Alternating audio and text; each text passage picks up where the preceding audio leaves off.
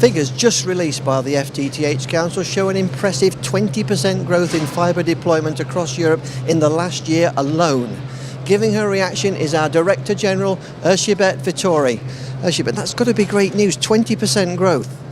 Yes, indeed. Thank you, Brian. It is very good news that fibre availability and adoption is growing consistently year on year across Europe.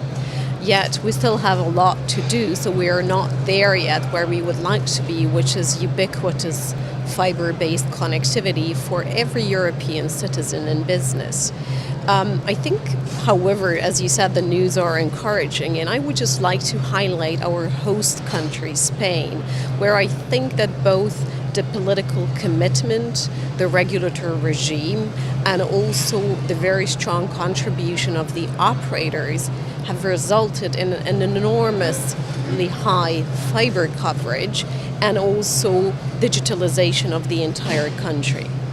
Yes, and also in the last few minutes you've announced the results of a socio-economic survey showing the effects of FTTH on the population. What for you have been some of the highlights of those findings?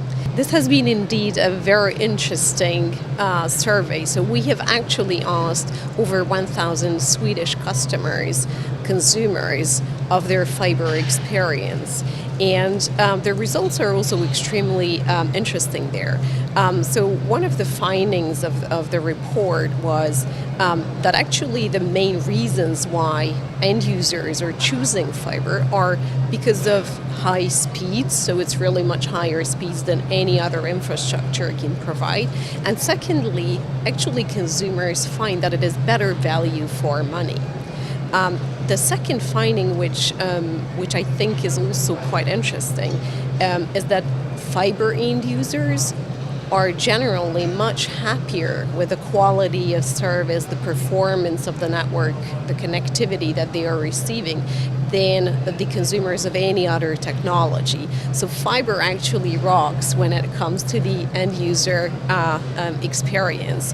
And thirdly, those consumers in Sweden who are not yet connected to fibre, almost all of them want to have fibre. So 94% of those who are not yet on a fibre connection would happily consider it should it become available in their area.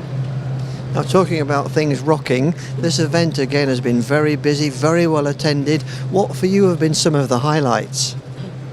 Well, I think the theme of the conference has been very important to us because we think that the theme connecting technology, policy, and the world of finance are some of the key ingredients actually to get ubiquitous fibre coverage across Europe. We have to get technology, policy, and the investment element right in order to have massive fibre investments and deployment across Europe, as well as, of course, fibre adoption by end users.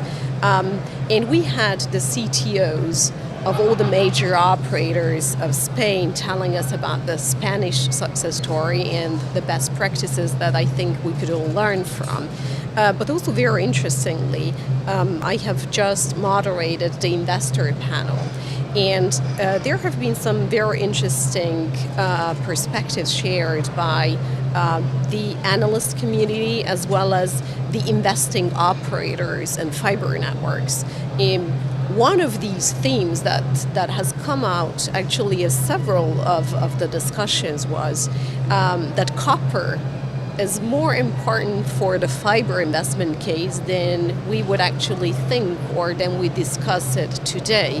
So actually I think that one of the key takeaways of the conference and the discussions that have taken place here is that we need to have a more thorough and open European level dialogue about the migration process from copper to fibre and ultimately about decommissioning the old copper networks.